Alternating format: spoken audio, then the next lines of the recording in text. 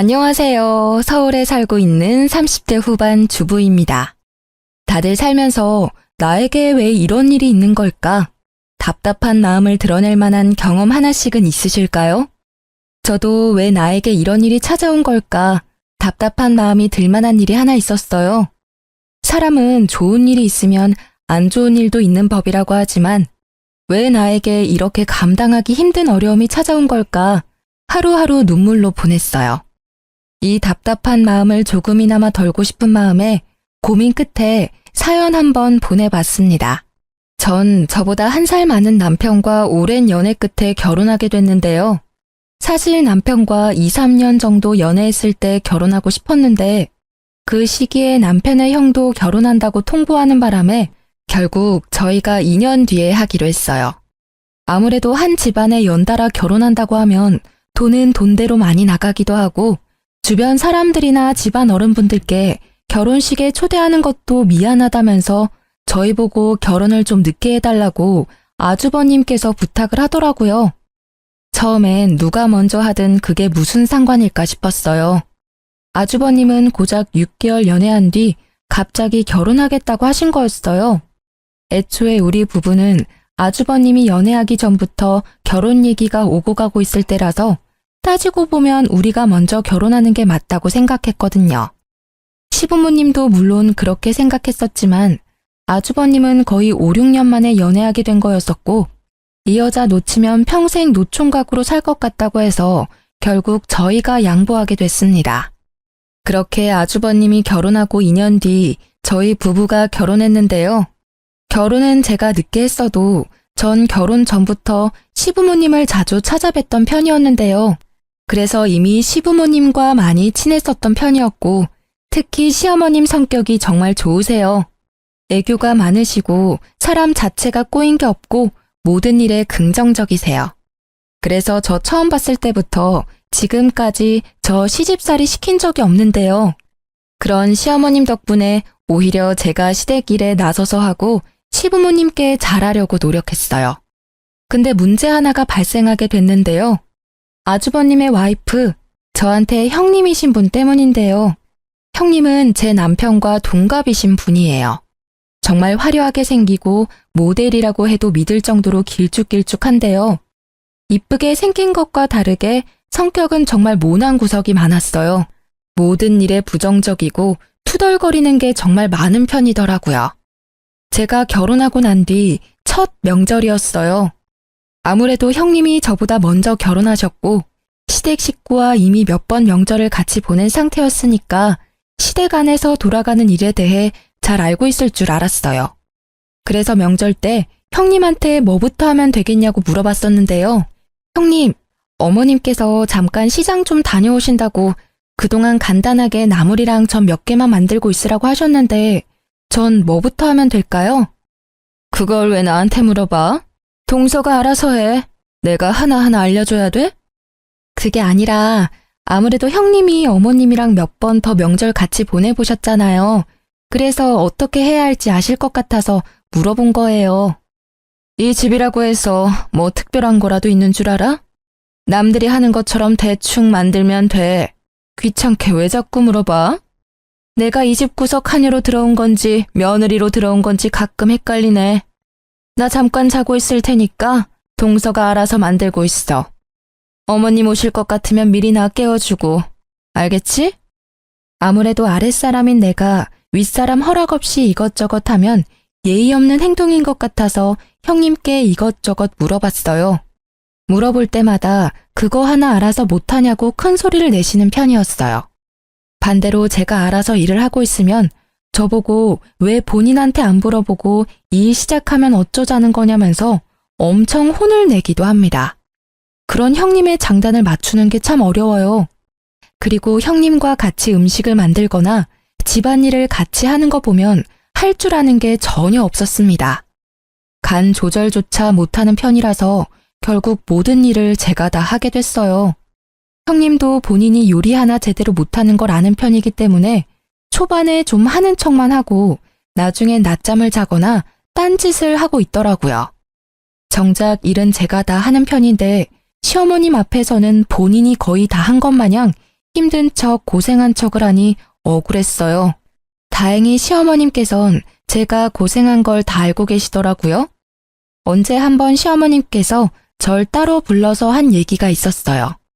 영지야, 요즘 많이 힘들지? 요즘 살이 자꾸 빠지는 것 같아. 밥은 잘 챙겨 먹고 있어?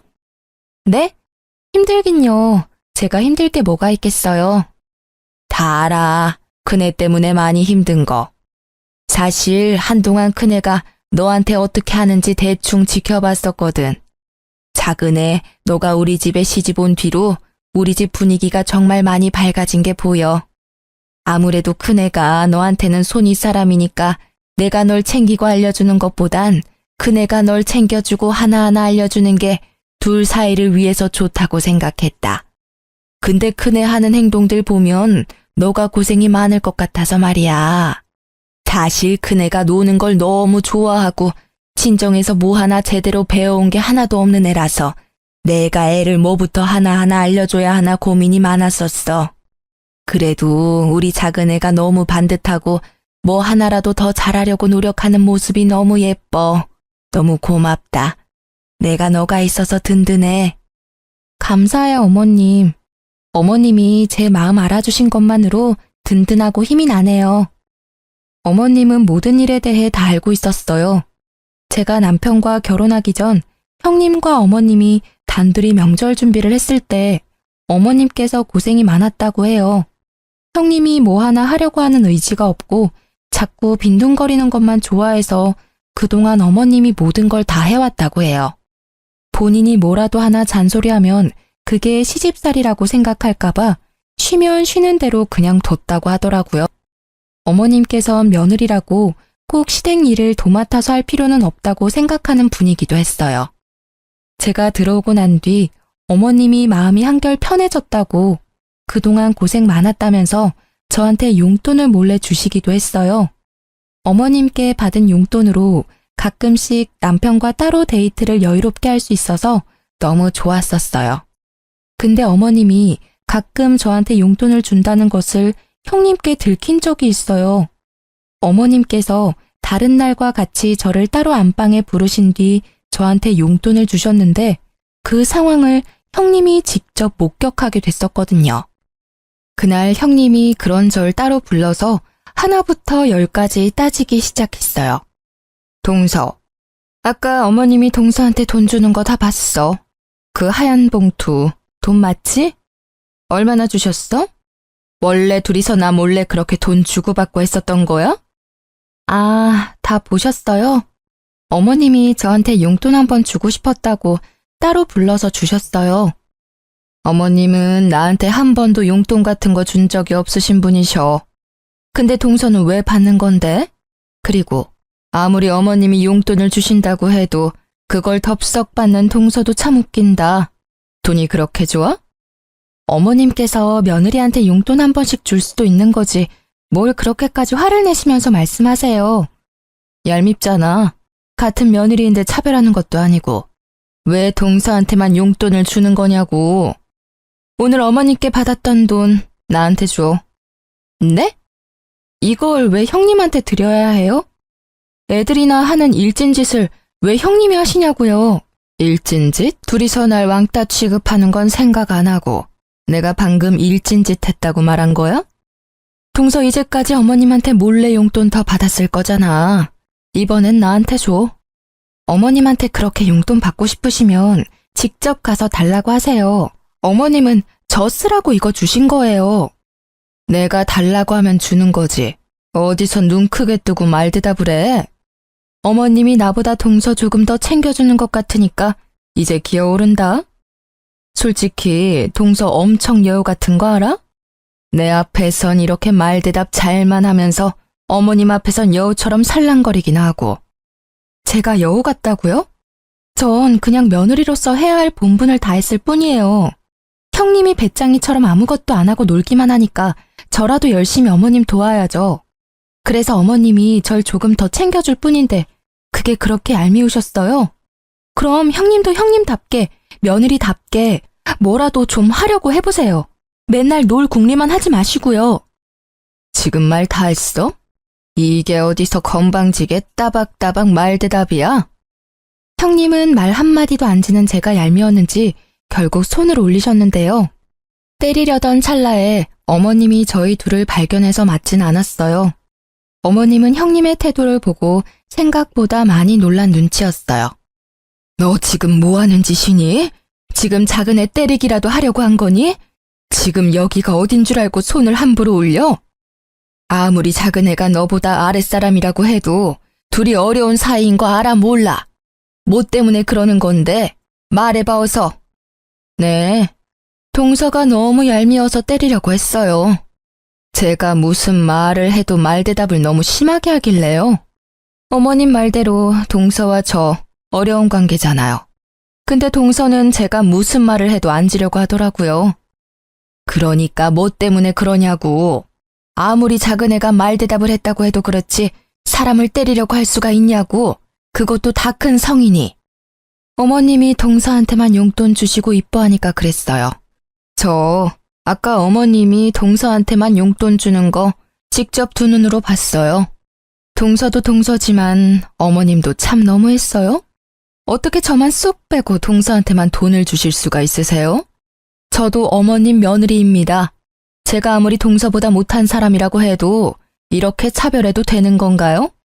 그래, 내가 작은 애한테 용돈 좀 줬다. 근데 그거 하나로 애를 때리려고 들어? 이제까지 작은 애가 고생을 많이 하기도 했고 힘들어도 힘든 내색을 전혀 안 하길래 내가 고마운 마음에 줬어. 넌 그런 작은 애한테 한 번이라도 고맙다는 말 해본 적은 있냐? 너가 해야 할 일까지 작은 애가 다 했어. 제가 도대체 뭘 안 했다는 건데요? 고작 음식 몇 가지 안 만든 걸로 그러시는 거예요? 고작이라니. 우리 집안에 관련된 일 직접 나서서 하라는 말이 아니야. 지금 너 태도가 문제라는 걸 말하고 싶은 거야. 너가 하기 싫다고 아랫사람한테 다 떠넘기고 그걸 너가 다 했다고 거짓말까지 하는 그 너의 태도가 문제라는 걸 말하고 싶었다. 근데 작은 애는 한 번도 너에 대해 나쁘게 말한 적이 없었어. 근데 너는 작은 애를 못 잡아먹어서 안달이잖아. 영지야, 너 다음 명절 때 여기에 올 필요 없다. 다음 명절 때 치를 차례는 나랑 큰애만 준비할 테니까 너희는 오지 마. 어머님은 가족들이 모두 보는 앞에서 다음 명절 때 저와 남편 보고 오지 말라고 했어요. 그때 편하게 쉬라고 여행 비용까지 주셨어요. 형님은 끝까지 어머님이 자기만 미워한다고 울고 불고 난리가 났었지만 어머님은 그런 형님을 거들떠보지도 않으셨어요. 그리고 형님한테 이 여행 비용까지 뺏으려고 하면 절대 가만히 안 두겠다고 경고하셨어요. 어머님이 분명 경고까지 했음에도 그 다음날 저한테 전화해서 어머님한테 얼마나 받았냐고 물어보더군요. 근데 전 가만히 있지 않고 어머님께 일렀습니다.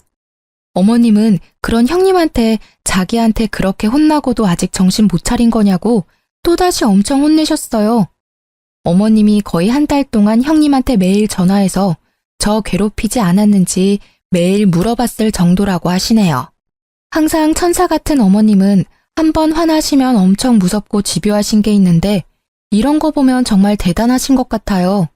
저도 그런 어머님께 찍히면 안 될 것 같다는 생각을 잠시 해보기도 했어요. 다음 명절 때 진짜 안 가도 되는 거냐고 물어보니 절대 오지 말라고 단호하게 말해주셨어요. 그래서 저와 남편은 다음 명절 때 제주도로 여행 다녀왔습니다. 어머님께 따로 전해들은 말이 있었는데요. 저희 부부가 제주도로 놀러 갔던 명절 때 형님 어머님께 이것저것 혼나가며 배웠다고 하네요. 어머님께서 이제까지 형님한테 이거 해라 저거 해라 한 적이 단 한 번도 없었거든요. 근데 이번엔 형님 엄청 호되게 당한 것 같습니다. 솔직히 엄청 고소하더라고요. 그 뒤로 형님은 모든 일을 저한테 독박 씌우는 걸 전혀 하지 않았어요. 그리고 형님이 요리나 집안일을 하는 거 보면 어머님께 많이 배운 모양이더라고요. 예전이랑 확실히 다르다는 게 느껴져요. 하지만 여전히 어리버리하고 손이 느린 건 똑같더라고요. 아직도 제가 더 많이 일하긴 하지만 그 전에 비하면 덜하긴 했어요. 어머님이 평소에 온화하신 분이지만 한번 화나시면 끝장을 보시는 편이라 그때 제대로 호되게 혼난 것 같았어요. 그렇게 한동안 집안에 별다른 일 없이 평온하게 흘러가고 있었는데요. 근데 애들 때문에 마음고생을 한 적이 있어요. 형님은 7살 외동아들을 키우고 있어요. 반대로 저희 부부는 8살 딸 하나, 6살 아들 하나, 이렇게 총 2명을 키우고 있는데요. 애들이 없을 때까지만 해도 가족 분위기가 자체가 시끄럽지 않았는데 애들이 생기고 나서부턴 시끄럽긴 하지만 웃을 일이 많아졌어요. 시어머님도 손주가 생기고 나서부터 예전보다 웃음이 많아지셨어요. 행복해야 할 시어머님 생신날 애들 사이에서 일이 하나 터지게 됐는데요. 원래 애들이 많은 집안이면 애들끼리 싸우는 일이 번번이 일어나잖아요. 다른 애들 있는 집안처럼 저희 집에도 애들끼리 싸움이 일어났어요. 어른들끼리 다 같이 커피 마시면서 시간을 보내고 있는데 애들이 놀고 있는 작은 방에서 울음소리가 들리더라고요. 그래서 서둘러 작은 방으로 갔었는데 제 아들 얼굴에 상처가 나 있더라고요. 형님 아들이 제 아들을 자꾸 때리길래 왜 그러냐고 말렸었는데요. 옆에서 같이 말리고 있던 제 딸이 이 모든 상황을 설명해 줬어요. 엄마, 얘가 현우가 갖고 있던 장난감 억지로 뺏으려고 했어요. 근데 현우가 장난감 주기 싫다고 하니까 그때부터 현우 얼굴 자꾸 때렸어요. 재준아, 재은이 말이 맞아? 너가 현우가 갖고 놀고 있던 장난감 억지로 뺏으려고 했어? 그래도 그렇지, 현우 얼굴 이렇게 때리면 어떡해. 다음부터 그러지 마, 알겠지? 현우도 장난감 혼자 갖고 놀면 안 돼. 서로 바꿔놀기도 하고 그래야지. 서로 미안하다고 사과해. 형님 아들과 제 아들은 서로 미안하다고 사과하고 다시 놀기 시작했어요. 아이들은 싸웠다가 언제 싸우냐는 듯이 금방 화해하고 다시 친하게 지내잖아요. 제 아들 얼굴 흉터도 크게 나지 않아서 다행이기도 하고 애들 싸움이 크게 나지 않은 것만 같아서 마음이 좀 놓였는데요. 근데 형님 표정이 좋지 않더라고요. 동서 닮아서 그런가 현우가 욕심이 많나 보네. 그깟 장난감 하나 양보 안 하는 거 보니까 욕심이 정말 많은가 봐. 네? 형님, 무슨 말씀을 그렇게 하세요? 저 닮아서 욕심이 많다뇨. 애들이니까 당연히 장난감 양보하기 싫은 거고 싸울 수도 있는 거지. 왜 그런 말을 제가 들으라는 식으로 말씀하시는 거냐고요. 애초에 현우가 장난감만 바로 줬어도 이렇게 될 일은 없었잖아. 동서 닮아서 무력이 많은 편인가 봐? 아무리 애라고 해도 그렇지. 너무 욕심이 과하잖아. 형님, 때린 사람은 형님 아들이에요. 형님 말씀하시는 거 보면 우리 아들이 형님 아들 때린 줄 알겠어요. 잘잘못 따질 거면 형님 아들이 잘못한 일인데 왜 제 아들이 욕먹어야 하냐고요. 그런 뜻으로 말한 거 아니야. 그냥 가끔 보면 동서도 무력이 더럽게 많은 것 같아서 말이야. 지난 일이지만 예전에 어머님이 동서한테 용돈 준 일도 그렇고 끝까지 안 주겠다는 행동을 보니 그 엄마의 그 아들인가 해서 그렇지. 전 그런 형님의 말을 듣고 너무 어이없어서 말조차 나오지 않았어요. 그런 형님은 갑자기 잘 놀고 있는 우리 아들한테 가서 손가락으로 머리를 툭툭 치면서 엄마처럼 인생 그렇게 살지 말라는 말하기까지 했습니다. 제 아들한테 손을 댄 형님의 모습을 보고 놀란 저는 그대로 형님한테 다가가 화를 내려고 하던 찰나에 이 상황을 지켜보고 있던 어머님께서 갑자기 형님한테 다가가더니 형님의 머리를 툭툭 치시기 시작했습니다. 놀라기도 하고 기분이 몹시 나빴던 형님은 그런 시어머님의 손을 툭 치면서 뭐 하는 짓이냐고 소리쳤어요. 어머님, 지금 무슨 짓이에요? 갑자기 제 머리를 툭툭 치시냐고요. 기분 나쁘니? 너도 기분 나쁜 걸 왜 우리 현우한테 했어? 왜 가만히 있는 내 손주 머리를 치냐고? 너도 당해보니까 기분 나쁘지? 어른이 당하면 기분 나쁜 행동, 아이도 당연히 기분 나쁠 거야. 행동 가려가면서 해. 아이는 어른이 하는 행동 전부 기억해. 그리고 그 나쁜 행동 다 아이가 배워서 똑같이 써먹는다고. 그러니까 앞으로 행동 조심해. 우리 현우가 너가 방금 했던 나쁜 행동 배웠을까봐 걱정이다. 애가 얄미우니까 그렇죠. 고작 장난감 하나가 뭐라고 양보 한 번을 안 하고. 참나, 누구 닮아서 이 모양인지. 동서는 자식 교육 어떻게 한 거야? 양보 이런 거 못하게 만들기나 하고. 아직 애잖아, 애. 애들 일에 왜 어른이 나서냐고. 그리고 정작 맞은 건 현우잖아. 너 자식이 현우 때린 건 생각 안 해? 무슨 일 있어도 사람 때리는 건 안 돼. 너 자식 잘못한 거 교육은 안 시키고 남의 자식이 교육이 잘못 받았느니 그런 소리를 하냐고. 너 자식이 내 손주 때린 건 괜찮고 남의 새끼가 고작 장난감 하나 양보 안 해준 건 그렇게 참기 힘드냐? 너 말대로 그 엄마의 그 아들이다. 엄마가 이 모양인데 애가 뭘 보고 배울 수가 있겠어? 애가 어떻게 클지 훤히 보인다. 이번에도 또 제가 잘못한 일이에요? 어머님은 항상 왜 제 편이 아니라 동서 편이신 거예요? 저 어머님이 이러실 때마다 지겨워 죽겠어요. 제가 뭘 그렇게 잘못했다고 꾸짖기나 하시고 나중에는 애들까지 편애하시겠네요.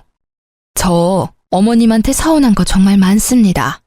며느리도 똑같은 자식인데 왜 이렇게 차별만 하시냐고요. 넌 여전히 정신 못 차리는구나. 너랑 더 이상 입씨름하기 싫어. 당장 이 집에서 나가. 앞으로 이 집에 들어올 생각 절대 하지 마. 당장 나가라고. 결국 어머님은 형님을 내쫓았습니다. 앞으로 절대 가족 모임에 참석할 생각하지 말라고 으름장을 놓으실 정도였어요. 평소 같으면 아주버님은 무조건 형님 편만 들었을 텐데 이번엔 형님 편을 들지 않고 저희 부부한테 다가와 미안하다고 사과까지 하셨어요. 형님은 도대체 왜 우리를 못 잡아먹어서 안달일까요? 시간이 모든 일을 해결해준다는 말이 있잖아요. 한동안 형님은 가족 모임에 참석하지 못했었지만 나중에 어머님과 형님은 자연스럽게 화해를 하고 형님은 다시 가족 모임에 참석했어요. 형님도 아무렇지 않게 저한테 말도 걸기도 했고요. 근데 끝까지 사과 한마디를 하지 않았어요. 일 크게 만들고 싶지 않아서 저도 아무렇지 않게 형님과 잘 지냈습니다. 예전처럼 다시 잘 지내고 있는데 저에게 안 좋은 일 한 가지가 생겼는데요. 저희 친정아버지가 교통사고를 당하게 됐어요. 남동생도 먼 지방에 있던 상태라서 동생보다 제가 친정집에 가는 게 빨랐어요. 그래서 전 친정집에 며칠 동안 지내야 하는 상황이었는데 학교와 유치원을 다니는 애들까지 친정집에 데리고 갈 수가 없었어요. 남편도 워낙 야근이 많은 직업을 가진 사람이라 애들을 제대로 케어할 수가 없었거든요. 결국 시어머님께 애들을 맡기게 됐어요.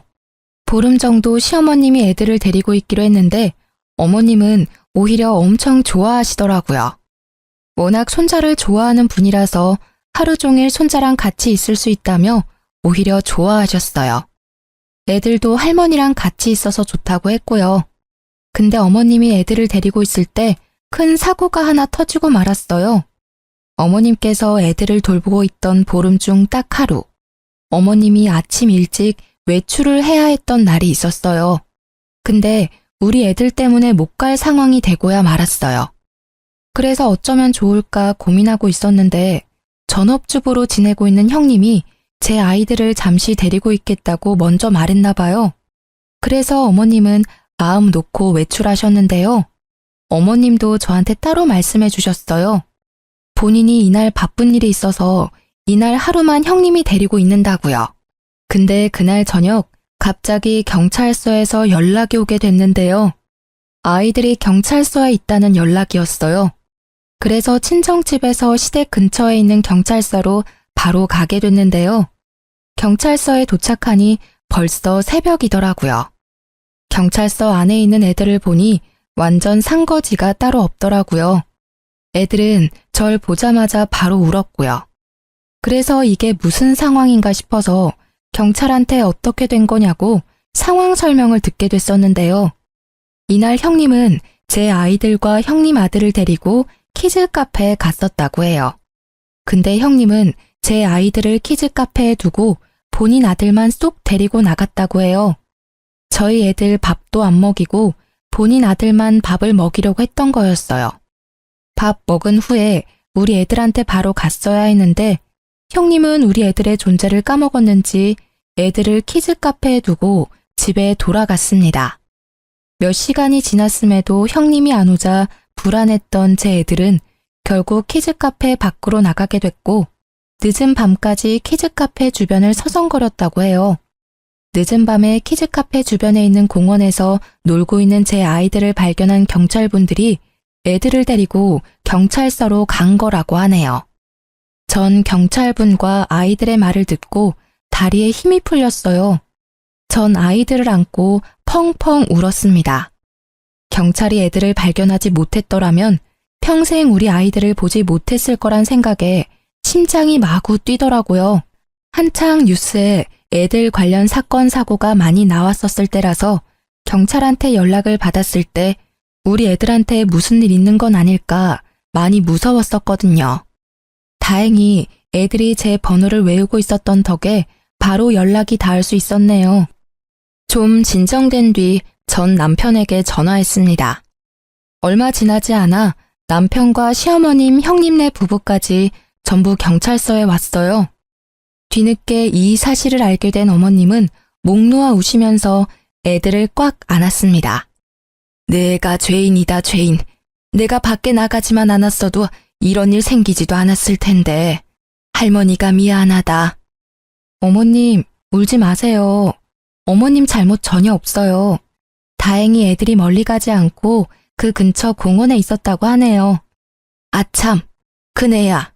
너가 이 상황 다 설명 좀 해봐라. 분명 너랑 같이 있어야 할 애들이 왜 경찰서에 있는 거니? 말 좀 해봐. 눈물을 흘리시던 어머님은 정신이 번쩍 드셨는지 형님한테 다가가 화를 내시며 당장 상황 설명부터 하라면서 호통을 치셨습니다. 이 사태의 원인 제공자인 형님은 오히려 어머님이 우는 게 이해가 안 간다는 표정을 지으며 가만히 서 있기만 했어요. 왜 입 꾹 다물고 왜 가만히 서 있기만 해? 당장 이 상황 어떻게 된 건지 설명하라고. 깜빡했어요. 애들 키즈 카페에 있다는 걸 까먹고 집에 가서 잠들었네요. 애들 찾았으니 다행인 거지 왜 우세요? 잃어버렸으면 모를까. 어머님은 형님의 뺨을 때렸습니다. 그것도 여러 번이요. 정말 많이 화가 난 것 같았습니다. 저 왜 때리세요? 애들 찾았으면 그만이지 왜 때리냐고요? 망할년, 너 때문에 우리 집 돌아가는 꼬라지 좀 봐라. 너 때문에 내 소중한 손주가 없어질 뻔했어. 너 하나 우리 집에 들어오고 나서 모든 일이 다 악재야, 악재. 그러니까 애초에 어머님이 나가지 말았어야죠. 왜 저한테만 그러세요? 저 잘못한 거 없어요. 너 끝까지 너 잘못 없다는 거지? 우혁이, 너 당장 얘랑 이혼해, 당장.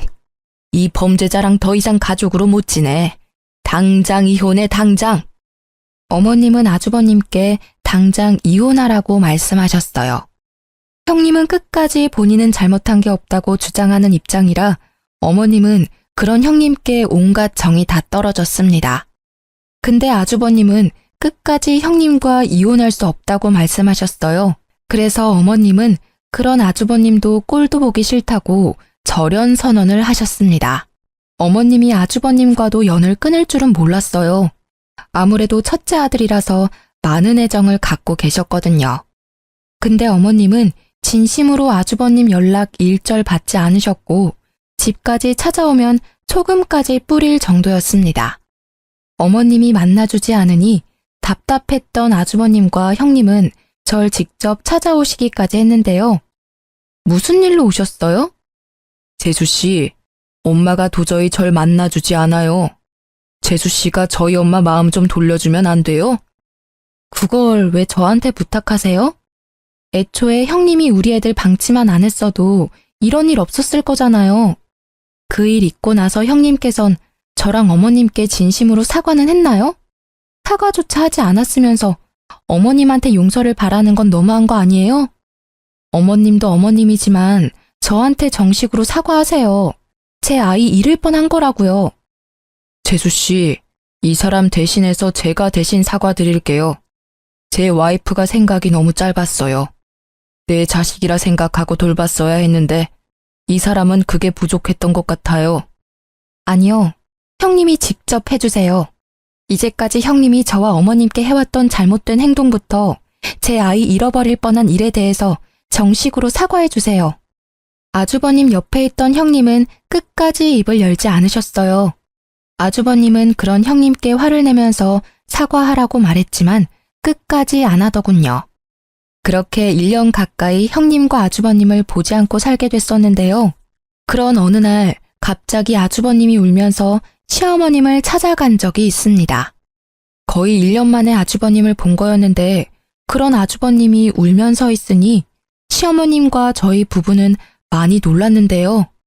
평소 시어머님 성격 같으면 그런 아주버님을 보고도 그냥 내보냈을 텐데 그날은 그런 아주버님의 이야기를 묵묵히 듣고만 계셨어요. 이날 아주버님이 울면서 했던 말이 아직도 생생한데요. 아주버님은 시어머님과 저희 부부를 안 보고 지내던 1년 동안 둘째 계획을 세우고 있었다고 합니다. 근데 생각보다 둘째가 잘 생기지 않아서 그 이유에 대해 알기 위해서 산부인과를 찾아갔다고 해요.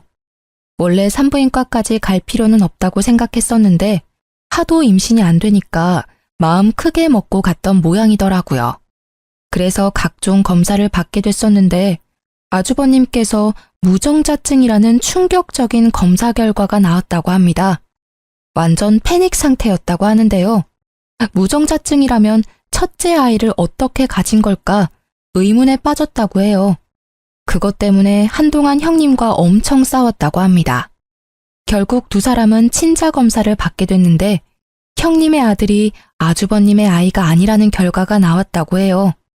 알고 보니 형님께서 아주버님과 결혼 준비를 하면서 다른 남자와 몇 번의 잠자리를 가졌다네요.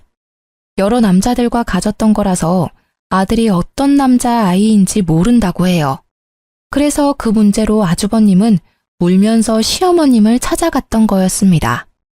시어머님은 그런 아주버님을 때리면서 하필 결혼해도 그런 여자랑 결혼해서 왜 이 사단을 만들었냐며 호통을 치셨습니다. 아주버님은 그런 형님이 보기 싫어서 거의 한 달 동안 따로 나와서 살았다고 해요. 결국 돌고 돌다가 갈 곳이 없어서 시어머님 집으로 찾아왔다고 합니다. 결국 어머님은 아주버님을 받아주기로 결정하셨고 아주버님은 형님이 잠시 집을 비운 사이에 본인 집만 싸서 바로 어머님 댁으로 갔어요. 아주버님은 어머님 집에서 지내면서 아이를 어떻게 할지 많은 고민을 하신 것 같아요. 결국 그 아이는 아주버님이 키우기로 했습니다. 어머님과 제 남편은 절대 안 된다고 반대했지만 애는 죄가 없다면서 그동안 내 아들이라 생각하면서 키운 정이 있기 때문에 이 아이를 놓치고 싶지 않았다고 해요. 그렇게 아주버님과 형님은 이혼하게 됐어요. 형님네 부부가 살고 있던 집부터 형님의 개인적인 재산 모두 아주버님한테 다 넘어가게 됐었는데요. 양육권까지도 전부 아주버님께 넘어갔고요.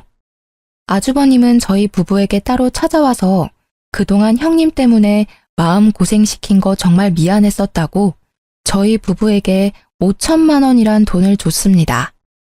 처음엔 돈 안 받겠다고 거절했었지만 이 5천만 원 돈 전부 형님 돈이었다면서 자긴 아이 키울 돈 충분히 받았다고 이 돈 저희 부부한테 꼭 받으라고 하더라고요. 그리고 예전에 아이 잃어버릴 뻔한 일도 다시 한 번 더 사과해 주셨어요. 형님은 모든 재산과 집, 아이까지 뺏긴 상태에서 매달 150만 원씩 아주버님께 양육비를 줘야 한다고 해요. 근데 한 푼도 받지 못하고 이혼당한 형님께선 매달 150만 원씩 줄 능력이 되지 않으세요. 게다가 이혼하고 지낼 공간도 없었다네요. 형님 친정 부모님은 이미 돌아가신 상태라 기댈 곳이 없거든요. 그래서 한동안 사우나부터 모텔까지 돌아다니면서 지낸다고 들었어요. 양육비를 당장 지급해야 하는 상황인데 결혼하는 동안 전업주부로 지냈던 형님은 당장 취업할 곳이 마땅치 않았어요. 그래서 어떤 일을 해야 할까 고민이 많은 듯 했는데요. 그런 형님께서 저한테 연락해서 만나자고 하시더라고요. 그래서 전 그런 형님을 만났습니다. 무슨 일로 보자고 하셨어요? 동서, 그동안 잘 지냈어? 얼굴이 많이 좋아 보이네. 용건만 말씀하시죠. 저 형님이랑 오래 같이 있고 싶지 않아서요. 동서도 알고 있겠지만 내가 그 일랑 이혼하고 나서 매달 150만 원씩 양육비를 줘야 하는 입장이야. 근데 내가 그 일랑 같이 사는 동안 일을 하지 않았었잖아. 경력이 단절된 상태라 일할 곳이 마땅치 않아. 동서는 결혼하고 나서도 계속 일해왔으니까 주변에 아는 회사나 아는 사람들 많을 것 같은데 혹시 내가 일할 만한 회사 자리 하나 있을까? 있으면 나 좀 소개해 줄래? 제가 왜 그래야 해요? 일 하나 못 구해서 바쁜 사람 불러낸 거예요? 일할 자리가 없으면 식당이나 공장에 들어가서라도 일을 하셔야죠. 아, 내가 그 생각을 못했네. 그래도 내가 결혼하기 전에 백화점에서 일했으니까 공장이나 식당 일은 잘 못할 것 같아서 그래서 혹시나 하는 마음에 동서한테 물어본 거야. 마땅한 일자리 없으면 돈이라도 빌려줄 수 있을까? 내가 지금 지낼 곳이 전혀 없어. 지금 내 모습 보면 딱 알겠지? 완전 거지 같아. 혹시 돈 조금이라도 있으면 빌려줄래? 다음 달부터 일해서 그이한테 양육비 줘야 하는 입장인데 회사 갈 때 쓸 교통비조차 없어서 말이야. 그것도 형님이 알아서 하세요.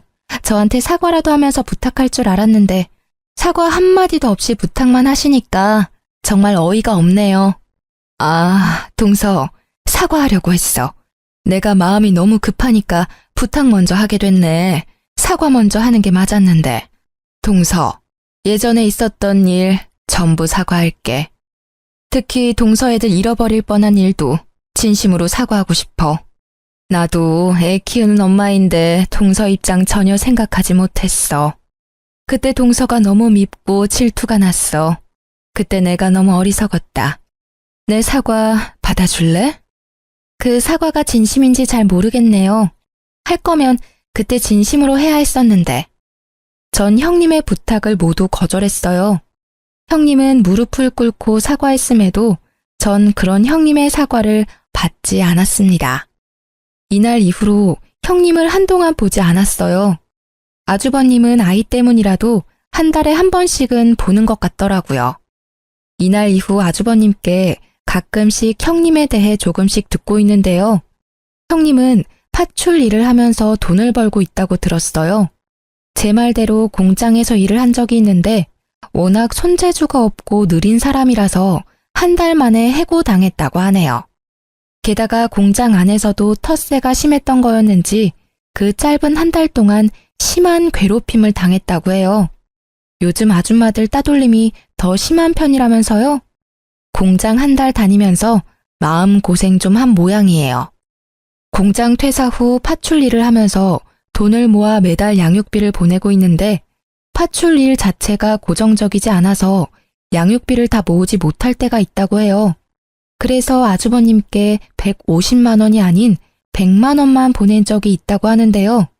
그때 아주버님이 50만 원 당장 안 보내면 아이 평생 못 볼 줄 알라고 단호하게 말했다고 하네요. 그래서 밤낮 가리지 않고 일을 하면서 돈을 모으고 있는데 돈 모으는 게 한계가 있었는지 결국 형님은 손을 대지 말아야 할 대부업체 대출까지 받았다고 합니다. 한번 대출을 받았을 때 대출을 크게 받은 모양이더라고요. 그래서 지금 매달 갚아야 할 돈이 엄청나다고 하네요. 아무래도 대부업체 금리가 다른 대출에 비해 큰 편이라 매달 생기는 이자가 엄청나잖아요. 그걸 생각하지 못하고 무작정 대출을 받은 것 같더라고요. 그것 때문에 언제 한 번은 술 마시고 저희 집에 찾아와서 제대로 진상을 부린 적이 있는데요. 나 양육비랑 매달 나가는 대출금만 총 합쳐서 300만 원 정도 된다. 대박이지? 형님, 술 마셨어요? 술 마셨으면 집에 가서 곱게 자기나 해요. 왜 남의 집에 와서 이게 무슨 짓이에요? 동서는 좋겠다. 착한 시어머님, 돈 잘 버는 남편, 귀여운 애들까지 모두 가졌잖아. 근데 나는 모두 잃었어. 나 하루하루가 너무 지옥 같아. 나 불쌍하지 않아? 불쌍하면 나 돈 좀 줄래? 다른 사람들은 거지한테도 돈 조금씩 주던데. 나 거지라고 생각하고 돈 조금만 줄 수 없을까? 형님 하나도 안 불쌍하거든요?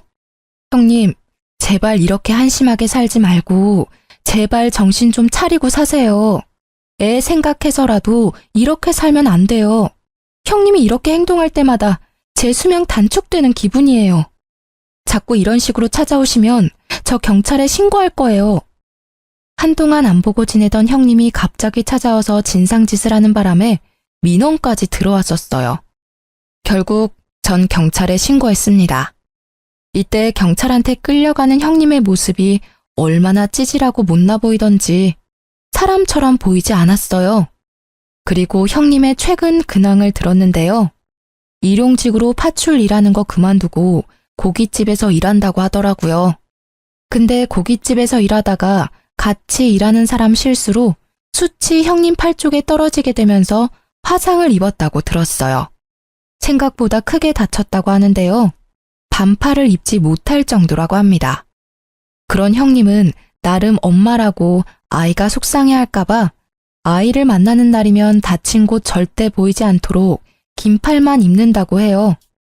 아주버님도 형님이 다친 줄 몰랐는데 우연히 발견했다고 합니다.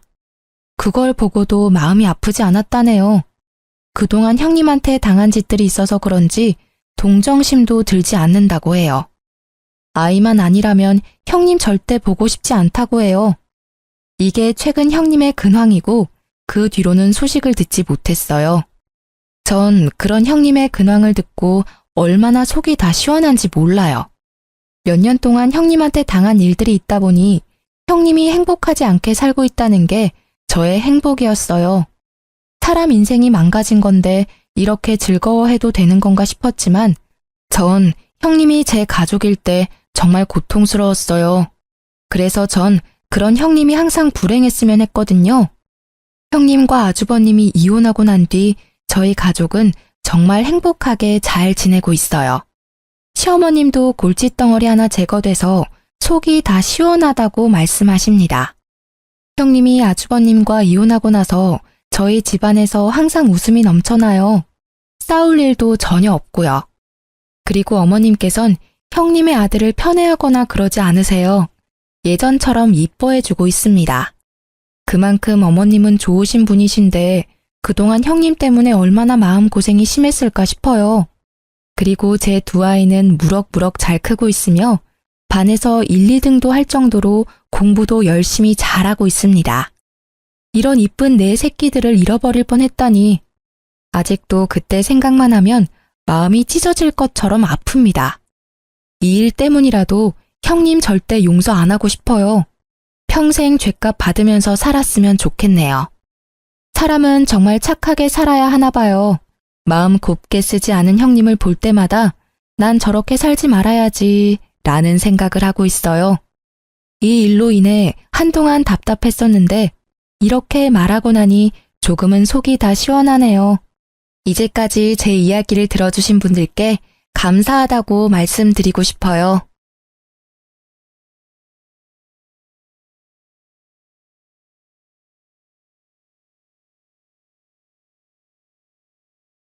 안녕하세요. 저는 대구에 살고 있는 30대 초반 여성입니다. 제가 얼마 전에 이혼을 했는데요. 이젠 안 좋은 기억들을 훌훌 털어버리고 싶어서 이렇게 사연 보냅니다. 제 친정 아빠께서는 오랫동안 투병 생활을 하셨어요. 아버지는 동생이 중학생, 그리고 제가 고등학생 때 갑자기 아프셨죠. 다행히 아주 옛날에 어머니께서 보험을 잘 들어놓으셨어요. 덕분에 아빠의 병원비 걱정은 그나마 덜었는데요. 대신 생활비는 벌어야 했습니다. 여자 셋이 살아가기에는 세상은 많이 각박하더라고요. 가장이 없으니 엄마께 다가오는 이상한 사람도 많았고요. 아빠가 건강할 때 도움을 줬던 친척들은 정작 저희가 도움이 필요할 때 완전히 남이었습니다. 엄마는 아빠를 간병해야 했고 저희 자매는 자연스레 대학교 진학을 포기했습니다. 저는 아르바이트를 하며 미용 학원을 다녔어요. 물론 처음에는 많이 혼나고 실수하고 힘들었죠. 어엿한 수석 디자이너의 실장까지 고생했던 시간은 저를 그렇게 성장시켜줬어요. 그러다 제 단골 손님의 소개로 남편을 만나 결혼했습니다. 아빠의 빈자리가 커서 항상 제 가정을 빨리 이루고 싶었거든요. 예, 너는 커트 얼마씩 받아? 저요? 직급 추가 금액까지 하면 성인 기준으로 23,000원이요. 어머, 비싸라. 완전 바가지네. 바가지는 아니고요. 아무래도 미용실 자릿세도 있잖아요. 커트, 샴푸, 드라이까지 꼼꼼히 잘해드리고 있어요. 텃세는 없어? 텃세요? 제가 아무래도 오래됐다 보니까 그런 거는 잘 모르겠어요. 아니, 요즘 단골도 늘고 내가 좀 힘들거든. 그래서 나 혼자로는 안 될 것 같아. 그러세요? 아르바이트 공고 올리는 거 도와드릴까요? 응? 아니, 뭐하러 올려? 이렇게 가까이 있는데. 네? 나 나무랑 일 못해. 하면 너랑 하지. 저요? 그래. 뭐하러 남의 가게 도와주니? 가족 장사 도와주는 게 100배 낫지. 너 샵에서 수수료 떼고 나면 얼마 안 남지 않아? 동네 미용실이기는 해도 너도 알다시피 내 가게가 수입은 좋잖니. 너도 나이가 있는데 원장 소리 들으며 일하는 편이 더 좋잖아. 시모는 틈만 나면 자기 미용실로 저를 스카우트하려고 했습니다. 저는 그럴 때마다 좋게 거절하느라 진땀을 뺐죠. 여보야, 우리 엄마 알잖아. 절대 당신 힘들게 안 할 뿐이라는 거. 왜 고집을 부려? 지금 다니는 미용실은 출퇴근도 힘들고 미래가 없잖아. 미래가 없다니?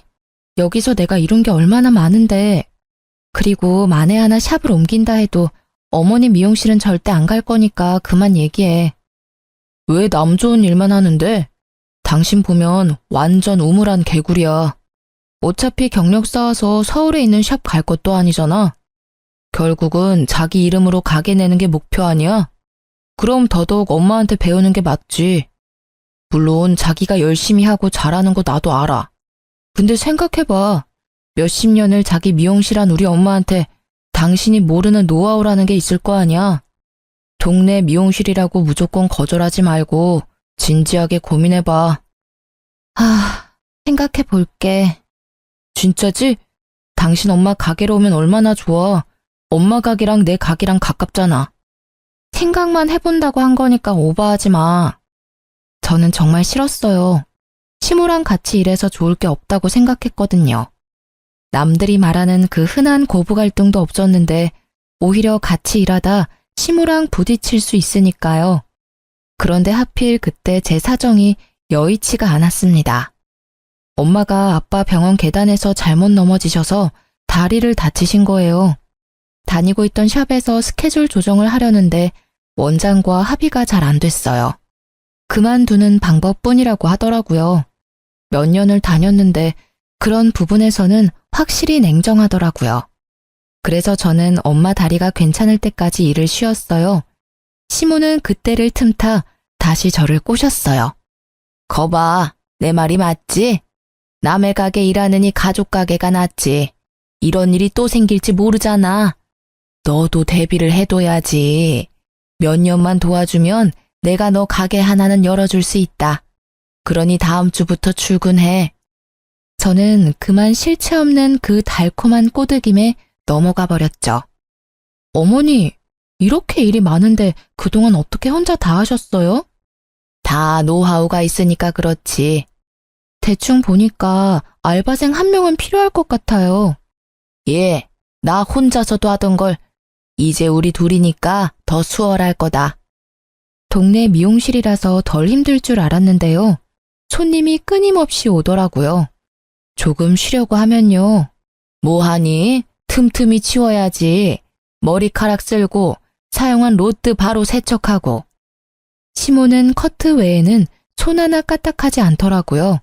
샴푸까지 바쁜 저한테 모조리 시키더라고요. 손님들도 기다리는 시간 때문에 지쳐 보였어요. 새로운 애가 샴푸를 잘해요. 손끝에 힘이 좋아. 나는 늙어서 희마리가 없잖아요. 시모는 저를 며느리라고 소개도 안 했어요. 저는 원래 하던 일에 두세 배를 하니 몸이 너무 힘들었습니다.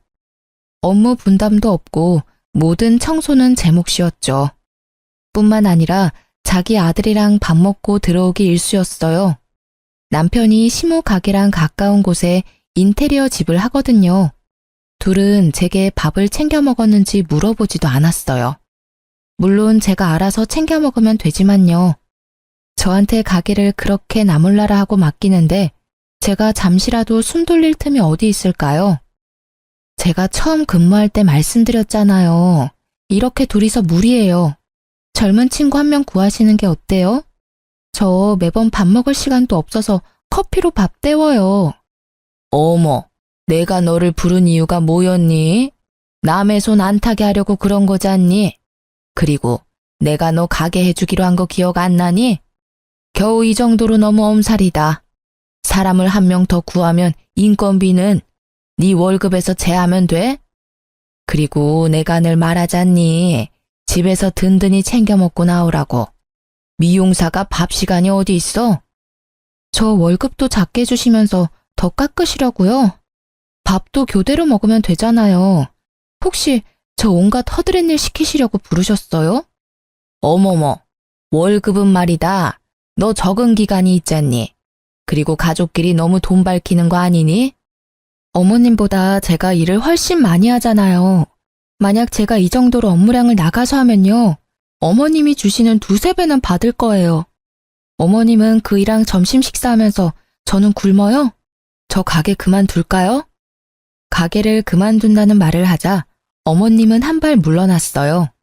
문제는 단골 손님들이 더 이상 어머니를 원하지 않으셨죠. 커트 맞죠? 시원하게 치면 될까요? 아니요. 나 며느님한테 자르려고 왔는데. 그래요?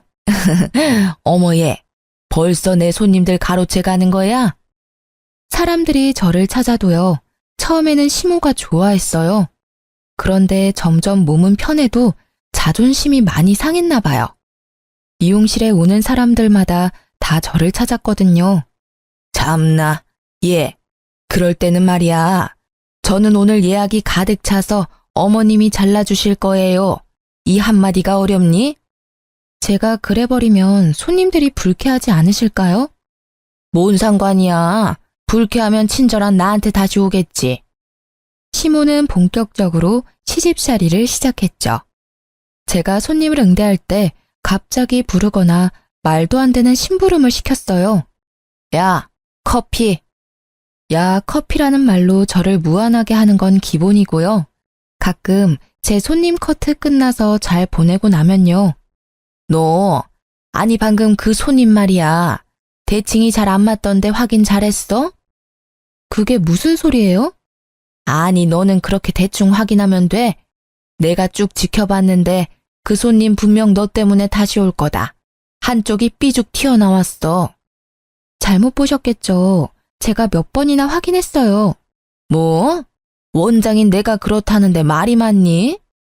손님들 앞에서 소리 지르는 원장. 불편해서 어떻게 시술을 받겠어요. 게다가 제가 몇 년 차인데 커트 하나 제대로 못할까요? 제 손님들이 커트가 마음에 안 들어서 다시 찾아온 적은 물론 단 한 번도 없어요. 오히려 어머님이 잘못한 파마 때문에 클레임이 들어오기 일쑤였죠. 저는 참을 수 없어서 남편에게 말했죠. 나 더 이상 어머님이랑 일 못하겠어. 내가 지금 이 나이에 이 경력에 어머님 비위 맞추면서 일해야 해? 하다못해 원래 있던 샵에서도 스태프들한테 그런 식으로 대우하지 않아. 나한테 툭하면 소리 지르고 구박하고 밥도 안 먹이고. 그리고 당신 왜 항상 나 빼고 어머님이랑 둘이 점심 먹어? 너 내 생각은 안 나디? 내 얼굴 좀 봐. 어머님 가게에서 일하고 난 뒤부터 해골됐어. 숨 좀 쉬고 말해. 그러다 뒤로 넘어가겠다. 제가 악을 쓰는데 남편은 표정 하나 안 바뀌더라고요. 안 그래도 우리 엄마 많이 힘들어 하시더라. 너 자존심 세서 엄마 말 죽어도 안 듣는다며? 밥은 어쩌다 몇 번. 시간 맞아서 그렇게 된 건데 꼭 시엄마랑 남편을 질투해야겠어? 당신이 애도 아니고 밥 정도는 알아서 챙겨 먹을 수 있잖아. 남편도 제 편이 아니었죠. 저는 시모에게 단호히 말했습니다. 어머님, 제가 잘못했어요. 새삼스럽게 사과하냐? 이제야 인정하는 거니? 앞으로는 내가 하는 말 귀 기울여 잘 들어. 제가 그동안 잘못 생각했어요. 어머님께서 가게 해준다는 말에 솔직히 욕심났어요. 근데 저 도저히 안 되겠어요. 저 이번 주까지만 나올게요. 뭐? 갑자기 그게 무슨 뚱딴지 같은 소리야? 며느리랑 시엄마랑 같이 일하는 거 정말 아닌 것 같아요. 더 이상 불편해지기 전에 제가 그만두는 게 맞아요. 참나, 정말 복에 겨워가지고. 얘, 나처럼 잘해주는 시모가 어딨니? 나 정도니까 모자란 너를 품에 끼고 있지. 남들 붙잡고 물어봐라. 병상에 누워서 꼼짝 못하는 네 아빠, 그리고 변변한 직업 없이 알바하는 네 동생, 병수발 하느라 아무런 일도 못하고 늙어가는 네 엄마. 집구석 하자가 좀 있냐? 아니 도대체 어떤 집에서 반기겠냐? 나라서 너 받아줬지. 너도 말이야, 남들 다 졸업한 대학교도 못 나와서, 에휴, 방금 그만둔다는 말은 내가 못 들은 걸로 하마. 저는 벽에다 대고 얘기하는 기분이 들었습니다. 어머님, 제가 어머님 아들 가게 월세에 생활비도 부담해요. 그런데 어떻게 고마움 하나 없으시고 저희 집을 험담하세요? 저 이번 주까지 도와드리려고 했는데요. 오늘까지만 출근할게요. 하나부터 열까지 마음에 안 드는 며느리는 이만 물러날게요. 아니 저게 정말 못 배워먹어가지고 어디 시어머니한테 바락바락 대들어? 남편은 시모에게 들었는지 얼굴이 울그락불그락 하더군요. 당신 엄마한테 도대체 뭐라 한 거야? 가게 월세 이번 달부터 알아서 해결해. 그리고 생활비? 그동안 내가 냈으니까 앞으로 네가 내고. 야, 치사하게 진짜 돈 가지고 1억이야? 제가 대답이 없자 남편은 알아서 기더라고요. 시모 역시 아들이라는 무기가 안 통하자 한동안 조용하더군요. 그러다 전화 와서는 우는 소리를 하더군요. 가게 매출이 반이나 떨어졌다. 사람들이 다 널 찾아. 애미야, 내가 미안했다. 제발 다시 와주면 안 되겠니? 월급도 올려주마. 사람들이 다 맞은편 골목 미용실에 간단다. 단골 다 뺏기기 전에 제발 돌아오면 안 되겠니? 시모는 제게 싹싹 빌며 애원했습니다. 결국 눈 감고 딱 몇 개월만 더 해주기로 했습니다. 더 이상 전과 같은 괴롭힘은 없었어요. 뭐 가끔 시모가 저를 몰래 째려보다가 들키기는 했지만요. 단골 손님들도 제가 돌아오자 다시 가게를 찾았습니다. 그리고 한 달 뒤였을까요? 저는 자연스레 시모의 미용실을 그만뒀어요. 그즈음 아버지가 돌아가셨거든요. 저는 상실감이 컸지만 무너진 엄마와 동생 앞에서 티를 낼 수 없었죠. 아이고, 이 집 큰딸이 엄청 고생했지. 기특하다, 기특해. 어렸을 때 봤던 아버지의 친구분들은 울지 않고 홀로 꿋꿋하게 서 있는 제게요. 저마다의 위로를 건네셨습니다. 남들도 저를 안쓰러워하는데 남편이라는 놈은 그렇지 않더라고요. 시모도요. 제가 괜찮아 보였나 봐요. 장인어른 오랫동안 투병하셨다 보니까 당신 덤덤한가 봐. 남편은 밤늦게야 시모와 함께 찾아왔어요. 저는 뭐라 할 힘도 없었어요. 아이고, 잘 추슬러야지. 너가 정신을 잘 챙겨야 네 아빠 보험금도 어디 안 뺏긴다. 친척들은 저마다 웬만큼 먹고 살아서 다행히 아빠의 사망보험금에는 관여하지 않았어요. 그 돈으로 셋이 남은 삶을 인간답게 살아보라고 짧은 인사 후 다들 갔습니다. 근데 오히려 그 돈에 관심 많아 보이는 건 시모와 남편이었어요. 그런데 얘, 사망보험금이 정확히 얼마랬지? 엄마, 저번에 들어보니까 꽤 되는 것 같던데? 여러 보험 다 합치면 2억 조금 넘지 않아? 어떻게 나눌지 생각해 봤어? 아무래도 당신이 집에 기여한 게 많고 장녀니까 당신이 좀 많이 가져가야지. 나는 10%, 한 2천만 원만 주면 챙겨주면 돼. 그래도 첫째 딸 사위인데 결혼 때도 보태주신 거 없으시니 사돈어른이 더 챙겨주시겠지. 반반이 맞지 않냐? 반반해. 사실은 정신이 반쯤 나가 있었어요. 겨우 버티고 있었는데 시모와 남편의 말을 들으니 정신이 번쩍 들더라고요. 당신 지금 뭐라고? 어머님, 뭘 반반하라고요? 시모는 한술 더 떴습니다. 근데 얘, 3일장 치르면 우리 미용실은 어떻게 하냐? 너 돌아와서 예약 손님 더 많아졌는데 어쩐담? 3일장은 아무래도 길지? 요새는 하루 줄여서 2일장 하던데. 그래, 아들 말 잘했다. 시대가 변하니까 장례식 문화도 바뀌더라. 뭐 이틀 정도야 나 혼자 어떻게 버텨보마. 2일장 할 거지? 그래, 빨리 주술러야 일상생활도 빨리 되찾지. 너 바로 출근할 거지? 아, 그래. 2일장 해. 제가 대답하자 남편이 웃더라고요. 시모도 아주 활짝이요.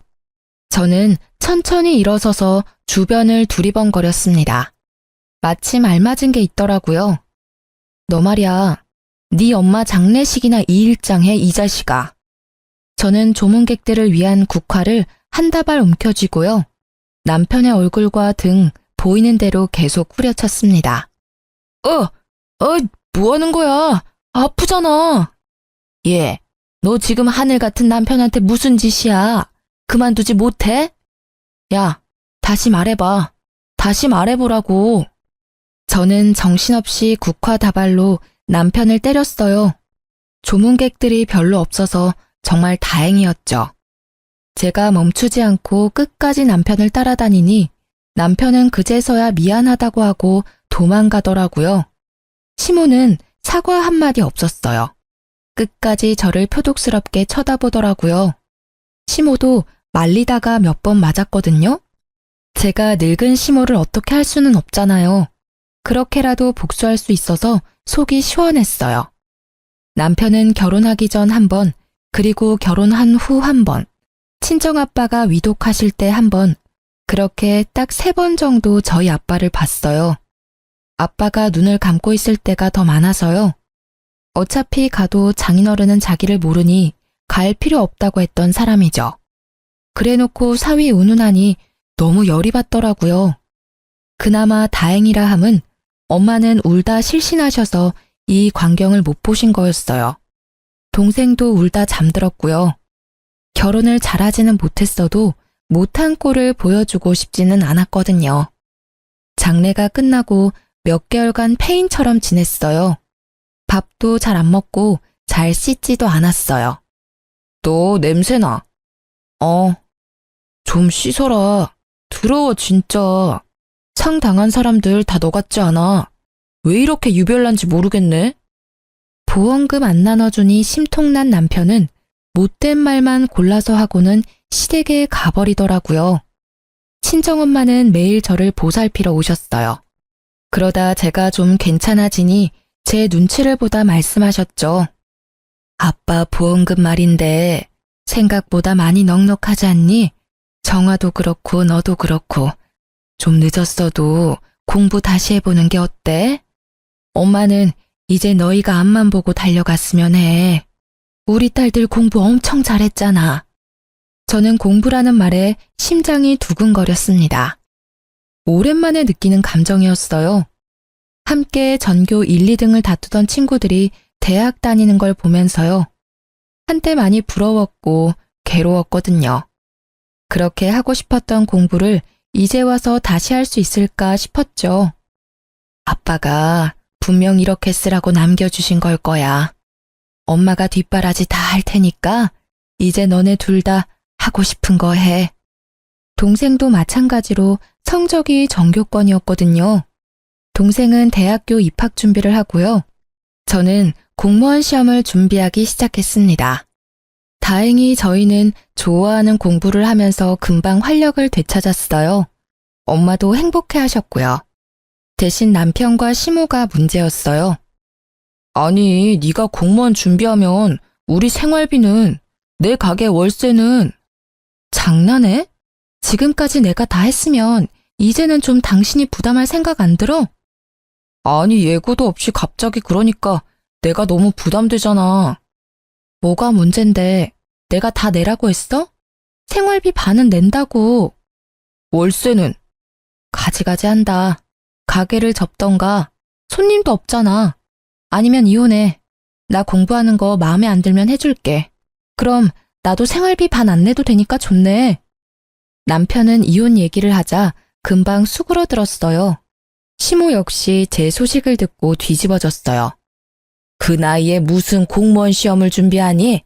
아이고 답답하. 그렇게 돈 낭비할 거면 네 가게나 차리지 그랬니? 아니면 내 가게 확장해서 둘이 같이 해도 좋고. 인테리어 사장인 내 아들 두고 쓸데없는 곳에 돈 쓰냐 이 말이다. 어머님, 저 이미 학원 수강료도 전액 결제했고요. 하고 싶은 거 하면서 살 거예요. 이혼하고 하고 싶은 거 하면서 사는 사람들도 있잖아요. 저는 결혼 생활 계속하면서 한다는데 왜 말리세요? 어머님도 공무원 며느리 좋지 않으세요? 넌 무슨 합격이 된 것처럼 얘기한다. 그렇게 자신 있냐? 나이에 맞지 않게 참 너도 순진하다. 꿈도 커. 어머님, 좀 믿고 지켜봐 주시면 안 돼요? 저 자신 있어요. 저는 죽었다 생각하고 공부만 할 생각이었거든요. 무엇보다 아빠가 남겨주신 돈까지 썼는데 열심히 해야지 라는 생각이 너무나 강했습니다. 그런데 그 결심은 계속 깨졌습니다. 저 말고 시모가 깨트렸죠. 아구구구, 어떡하냐? 얘, 잠시 가게로 와라. 큰일 났다. 큰일이 난 것처럼 전화가 와서 가보면요. 종일 가게를 맡겨놓고 어머님은 사라졌어요. 그리고 제가 연락이 안 되면 또 제가 다니는 학원까지 전화를 하셨죠. 빨래랑 설거지랑 청소기 좀 싹 돌리고 가거라. 내가 요새 8시 말고 10시에 문을 닫거든. 집 가면 일할 시간도 없고 골아 떨어져 버리니 부탁할 사람이 너밖에 없어 그런다. 그런 식으로 툭하면 시모는 저를 불러내 부려먹으려 했죠. 공부를 일부러 방해한다는 생각이 들었어요. 당신 어머님한테 나 좀 그만 찾으라 해. 시간 많고 사지 멀쩡한 아들 두시고 왜 자꾸 날 불러? 이 나이에 공시 준비한다고 무시하는 건 괜찮아. 그치만 나이 많고 시간 없는 며느리를 왜 방해하냔 말이야. 그런 건 좀 네 선에서 해결할 수 없어? 문제가 있으면 둘이 해결해. 왜 오만 나한테 짜증이야? 엄마가 너 불러내서 청소를 시키는지 뭘 하는지 내가 일일이 어떻게 알아? 그렇게 나온다 이거지? 남편도 시모도 말이 안 통해서요. 저는 곧바로 친정엄마께 부탁했습니다. 어머, 김서방. 네, 어머니. 어쩐 일이세요? 다름이 아니라 복날이라 삼계탕 하려는데 갈게요. 남편은 먹는 거에 또 환장하거든요. 엄마는 밥 먹으러 오라고 불러놓고 남편에게 고장난 것들을 수리해달라고 부탁했어요. 그리고는 어머, 내 정신 좀 봐. 삼계탕 한다면서 닭을 안 샀네? 김서방, 조금만 기다려봐. 내가 금방 닭 사올게. 그렇게 엄마가 나가서 연락 두절이면 남편은 밥 한 끼 못 얻어먹고 가게로 돌아갔죠. 몇 번 그런 식으로 엄마가 남편을 계속 호출했어요. 남편이 저희 엄마를 많이 어려워하거든요. 거절을 못하고 매번 불려간 거죠. 그럼 야무지게 엄마가 시키는 일을 하고 와서는요. 장모님 진짜 너무하신 거 아니야? 왜? 우리 엄마 뭐? 자꾸 밥 먹으러 오라고 해놓고 일만 시키잖아. 사위 어려운 줄 모르시고. 그래? 그래라니? 그게 다야? 장모님한테 당장 네가 전해. 나 부르지 말라고. 바쁘다고. 내가 왜? 내로남불이야? 나는 내가 어머님 해결하는데 왜 너는 나보고 해결해달래. 엄마랑 둘이서 해결해. 뭐야? 너 설마 복수하는 거야? 장모님 이용해서?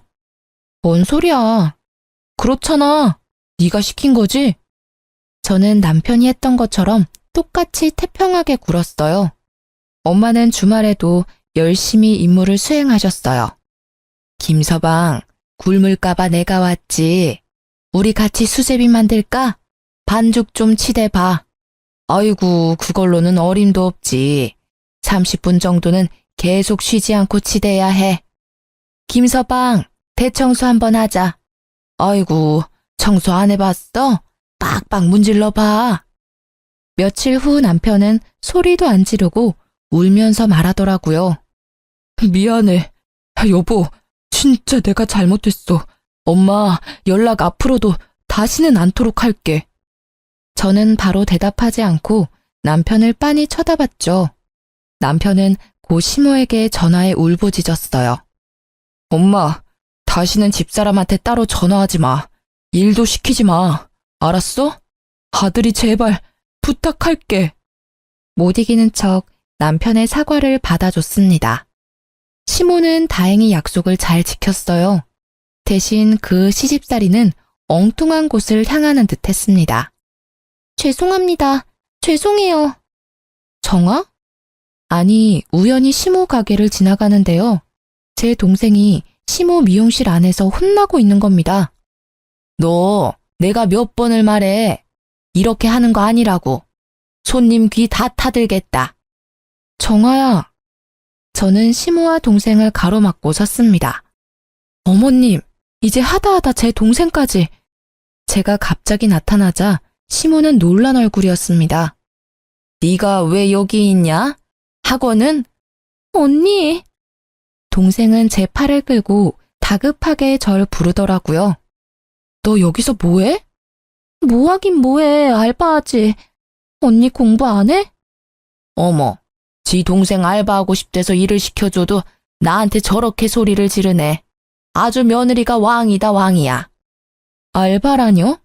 야, 네가 알바를 왜 해? 엄마한테 용돈 받잖아. 모자라? 그게 아니라 나 방학에 해외여행도 가고 싶고 또 엄마가 뒷바라지 해줘도 나중을 위해서 최소한 생활비는 벌고 싶어서 나도 저축이라는 거 하고 싶단 말이야. 시끄러. 따라와. 저는 동생을 무작정 시모의 미용실에서 끌고 나왔습니다. 너, 뭐 사고 쳤어? 급하게 돈 필요해? 아, 그런 거 아니야. 근데 왜 여기서 그래? 여기가 뭐 어때서 나한테 엄청 잘해주신단 말이야. PC방은 야간이라 위험하지 서빙 같은 것도 하기 싫고 여기는 안전하고 시급도 세고 무엇보다 가족이잖아. 동생의 눈이 거짓말하는 것 같지는 않았어요. 저는 시모에게 고개를 숙이고 동생 잘 부탁한다는 말밖에 못했죠. 못 믿었기는 하지만 기껏 해봐야 몇 개월 하겠지 생각했어요. 동생이 알아서 관두겠지 싶었죠. 그런데 진짜 시모가 잘해주는지 꽤 오래 일을 하더라고요. 다행히 시집살이는 며느리인 저에게만 하는 듯 했어요. 시모는 그동안 자신이 잘못했던 게 미안했나 봐요. 제 동생도 챙기고 저도 계속 챙겨주더라고요. 시모는 요거트나 잼 같은 걸 유기농 재료로 직접 만들어서 먹는데요. 갑자기 제 목까지 챙겨주고요. 손님들이 만들어준 케이크나 양념갈비도 저 먹으라고 가져다 주셨어요. 너 공부하느라 이렇게 고생하는데 내 아들은 먹이지 말고 너 혼자 다 먹어야 한다.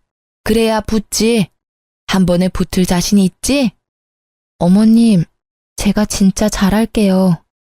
저절로 효도를 행하고 싶더라고요. 근데 이상하게 공부하는데 배가 너무 아팠어요. 공부에 집중을 못하겠더라고요. 스트레스와 피로 때문에 혹시 몸이 잘못됐나 싶었죠. 네? 장염 증상이 심하네요. 날이 더우니 먹는 거 조심하세요. 문득 생각나는 게 어머님이 주신 음식들이었어요. 병원에 다녀온 날도 시엄마는 음식을 싸들고 왔어요. 어째 얼굴이 더 푸석하냐? 잘 챙겨 먹는 거 맞니? 네, 근데 요새 배가 아파서요. 늙으니까 소화 능력이 떨어지나 봐요. 늙은이 앞에서 못하는 말이 없구나. 돼지갈비다. 네 신랑 주지 말고 너 다 먹어라. 국물까지 같이 부어서 구워라. 촉촉하게 말이다. 돼지갈비면 사족을 못 쓰는 남편인데요.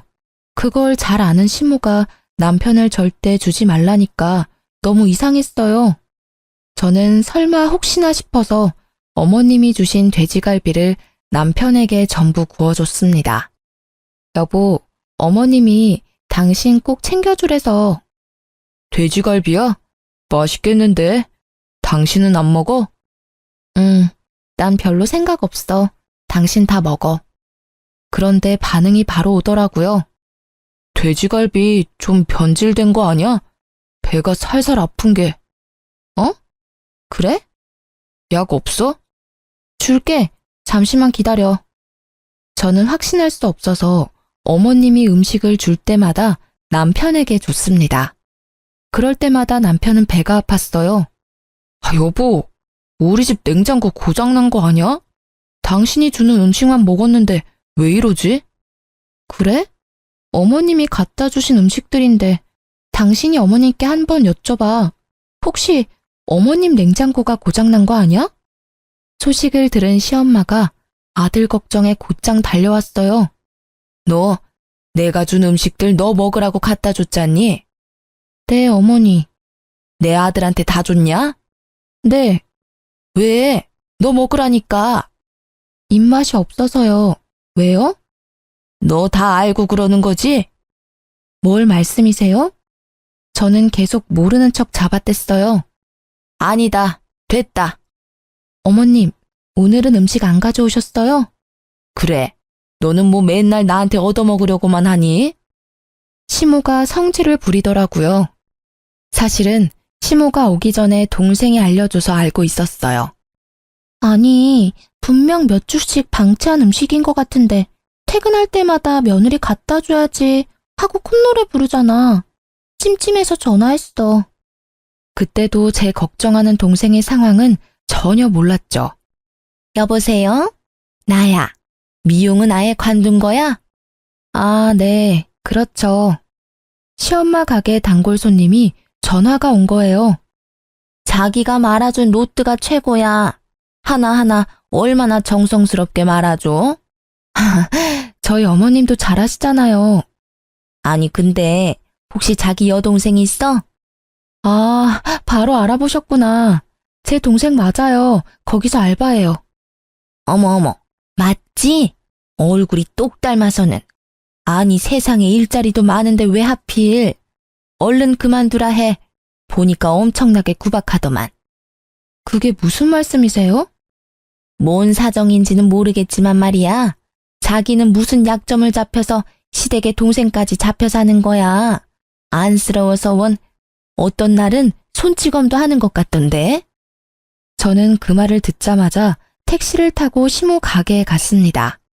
그때 시모가 제 동생 뺨을 때리는 걸 목격했죠. 지금 뭐 하시는 거예요? 저는 눈이 뒤집어져서 시모를 세게 밀쳤습니다. 아이고, 사람 잡네. 시모는 힘없이 뒤로 자빠졌어요. 지금 제 동생 뺨 때리셨어요? 당신이 뭔데요? 말버릇하고는. 언니, 아니야, 오해야. 너는 그렇게 세게 맞아놓고 무슨 오해야? 예, 맞을 짓을 했으니 맞지. 난 네 동생이라 너처럼 일 잘할 줄 알았다. 근데 이거 원 일을 못해도 너무 못하잖니? 그래, 내가 교육한다고 아프지 않게 살짝 혼 좀 냈다. 근데 감히 어디 시모한테 네가 이 난리야? 웃기지 마세요. 내가 다 들었어. 얼마나 세게 때렸으면 그런 소리가 나? 어디 귀한 내 동생한테 손찌검이냐고요. 안 아파? 그럼 나한테 똑같이 맞아보실래요? 안 아프게 때려드릴게요, 내가. 그러자 동생이 울면서 시모한테 빌기 시작했어요. 언니, 그만해. 사장님, 언니 한번 봐주세요. 동생 말을 들어보니 가관이었습니다.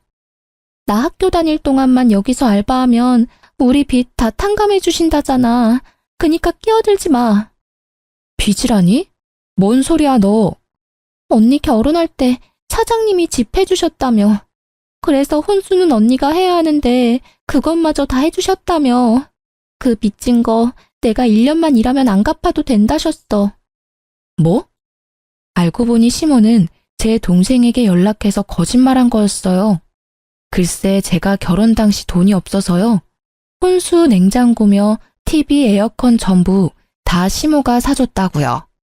그걸 갚아야 하는데 동생이 대학 가기 전에 저 대신 일하면 금방 갚는다고요. 그렇게 시모는 어린 동생에게 거짓말을 한 뒤 일을 시킨 거죠. 무급에다 밥도 안 주고요. 제가 어렸을 때부터 미용실에서 일하고 모은 돈으로 혼수 남편이랑 반반했거든요. 집은 시모가 해준 게 아니라 전세 대출이었고요. 저는 동생에게 너무나 미안했습니다. 제가 결혼 한 번 잘못해서 동생에게까지 상처를 줬으니까요. 우선 동생을 데리고 친정 엄마께 갔는데요. 저는 더 화가 났어요. 엄마도 쓰러지기 직전이셨어요. 그 옆에 내가 미쳤나? 아니, 미용실 보증금 갑자기 올랐대서 나한테 돈까지 빌려가 놓고? 시모가요, 미용실 보증금 때문에 아빠 사망보험금 좀 빌려주면 안 되냐고 사정사정했대요. 엄마는 마음이 약해서 2천만 원 빌려줬는데 시모는 큰딸 작은딸 할 거 없이 구박하고 있었던 거죠. 엄마, 내가 해결할게. 저는 고민 끝에 시모에게 복수할 방법이 떠올랐습니다. 시모의 경쟁 가게인 미용실에 찾아가서 솔직하게 사정 이야기를 했어요. 시모에게 복수하고 싶다고요. 딱 한 달만 알바로 일하게 해달라고 했어요. 경쟁 미용실은 오히려 좋아했죠. 제가 시모랑 다르게 실력도 좋고 성격도 좋다고 소문이 났다더라고요. 제 소식을 들은 시모의 단골 손님들은 제가 있는 경쟁 가게로 다 유입됐어요. 시모 가게는 파리가 날렸죠.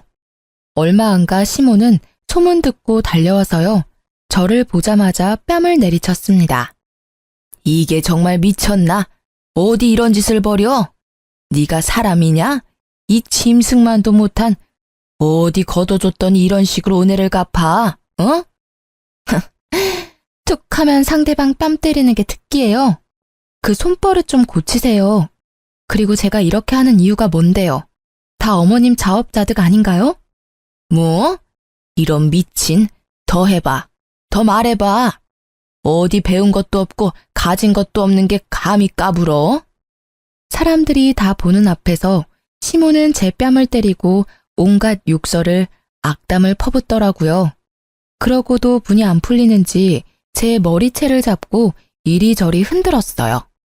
새로운 미용실 원장님은 시모를 겨우 떼놓고 말했죠. 아, 그만! 남의 가게에서 이게 뭐 하는 짓이야? 너야말로 남의 며느리 데리고 뭐 하는 건데? 재밌어? 재밌냐? 그리고 뭐 다들 구경 났어요? 뭘 봐?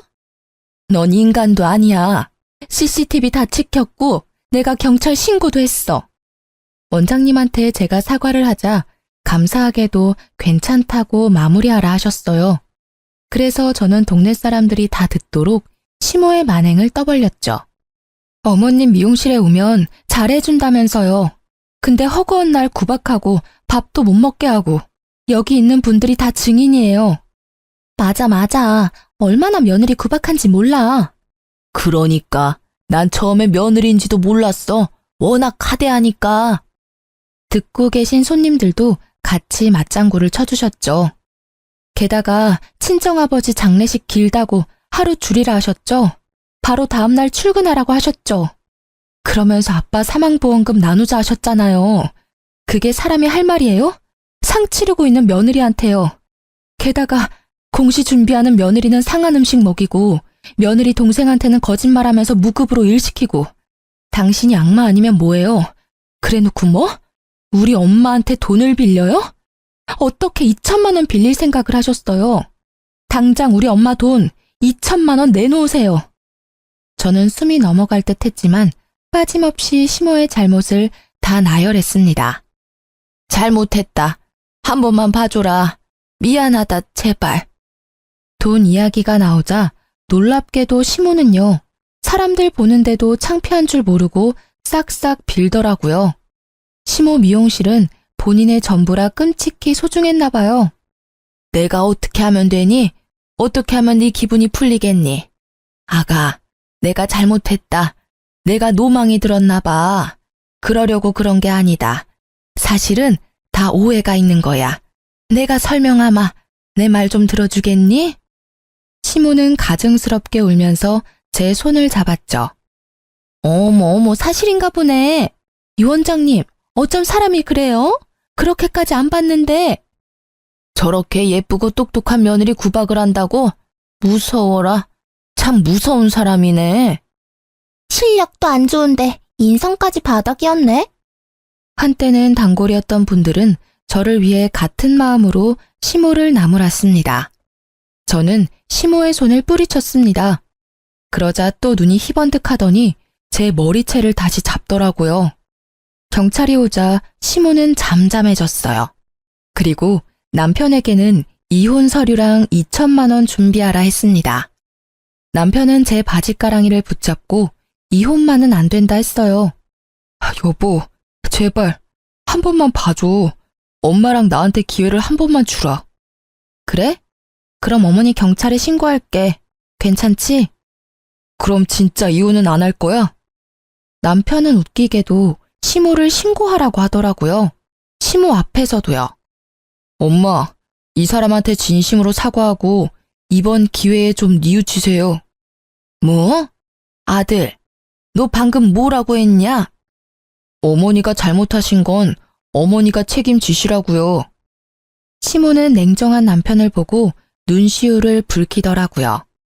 저희 이혼 안 하는 조건으로 어머님 경찰에 신고하기로 했어요. 괜찮으시죠? 네가 기어코 내 아들을 감히 네가 나를 능욕해? 시모는 또 제게 달려들었고요. 남편은 그런 시모를 막아섰습니다. 엄마, 좀! 시모는 가슴을 치며 울어댔어요. 아이고, 내가 널 어떻게 키웠는데 어떻게 네가 이래? 저는 둘을 내버려 두고 친정에 갔습니다. 그래서 이혼을 안 했냐고요? 아니요, 변호사 고용해서 이혼 잘했습니다. 구질구질한 남편 때문에 좀 길어졌지만요. 그리고 시모도 사귀죄로 고소했어요. 동생한테 빚졌다고 거짓말하고 무급으로 일시키면서 때리기까지 했으니까요. 벌금으로 마무리됐어요. 다행히 어머니께서 차용증을 잘 받아놓으셔서요. 못 받을 줄 알았던 2천만 원도 잘 받았습니다. 또 동생이 일했던 것도 다 계산해서 월급 받아냈고요. 시모랑 남편 근황은요. 시모 가게 월세 놓던 주인은 제 소문 듣고 깜짝 놀라 시모에게 퇴실을 요구했다네요.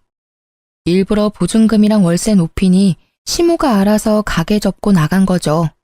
이미 동네 사람들이 시모 인성 다 알아버려서 가게 손님도 없었지만요. 전 남편도 같은 동네라 가게 문 닫았대요. 동네 사람들 눈초리도 있고요. 원래도 장사 안 됐는데 제가 없으니 월세도 못 냈겠죠. 시모와 전 남편은 둘이 어디서 손가락이라도 빨면서 살고 있겠죠. 다행히 저는 9급 행정직 공시 붙었고요. 동생도 원하는 대학교 합격해서 잘 살고 있습니다. 친정 엄마께서도 여행도 다니면서 잘 지내세요. 아빠가 하늘에서 슬퍼하지 않으셨으면 좋겠네요. 안 좋은 일들을 많이 겪었지만 지금은 정말 행복하니까요. 지금까지 긴 제 사연 들어주셔서 너무 감사합니다.